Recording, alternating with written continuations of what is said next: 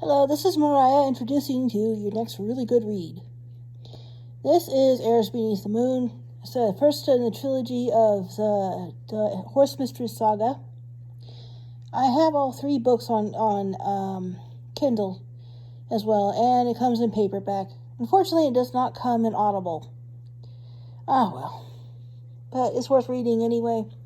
It starts out with Larkin finding a lost horse, and who turns out to be pregnant and gives birth to a winged horse.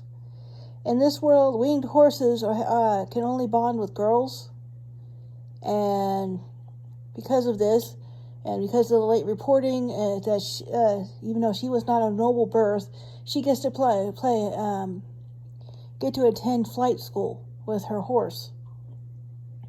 In this story, there's lots of intrigue. Lots of conflict, most of it centering around the Duke, there's one Duke, the father who died pining after his daughter. Alright? And he also had two sons. Both had issues with their father because he really loved his girls, but more than his sons because they can ride on their horses, his horses. Okay? And technically, the winged horses are all his, but by mutual understanding and respect, the Academy also treats them like their own. And they only bond with women, and they don't even let men near them. Okay. Which means, and they also cannot marry, cannot have intimate relations, or else the horses will sense it and go crazy and have to be put down.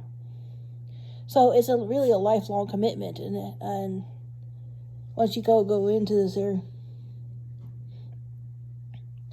And eventually when the Duke dies, his son takes over, the mean one.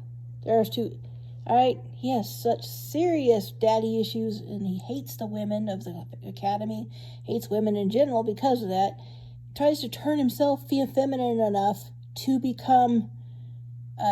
able to bond with a winged horse, and he almost manages it well enough that he actually gets to ride one.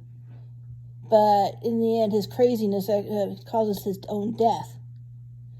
There are some fantastic chase scenes. There's some great story plot lines. The winged horses, although they are an integral part of the whole story, they are like the dragons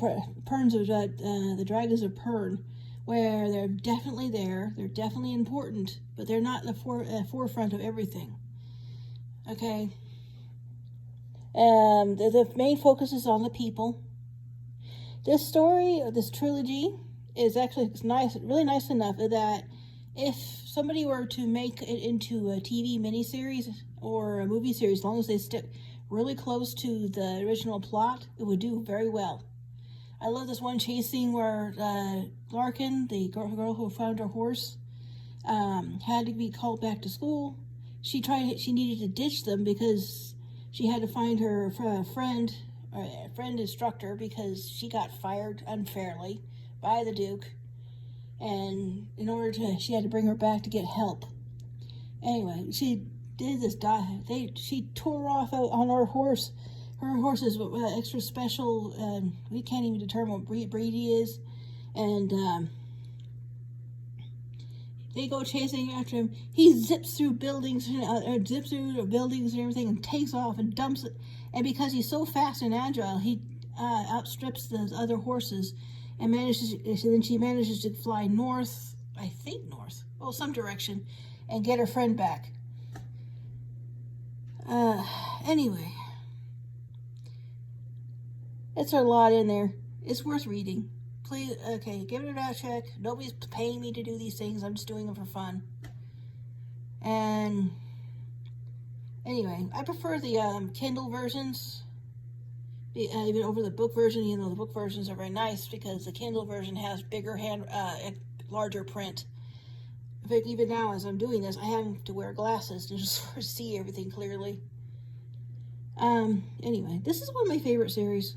I'm a big Anne McCaffrey fan myself, as well as a whole bunch of others, the popular ones, like Anne Rice and I don't know, Laura K. Hamilton and some others I totally recommend.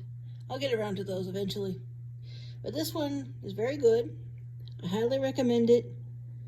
And I hope you enjoy this next great read, and I hope you tell me what you think of it too. Bye.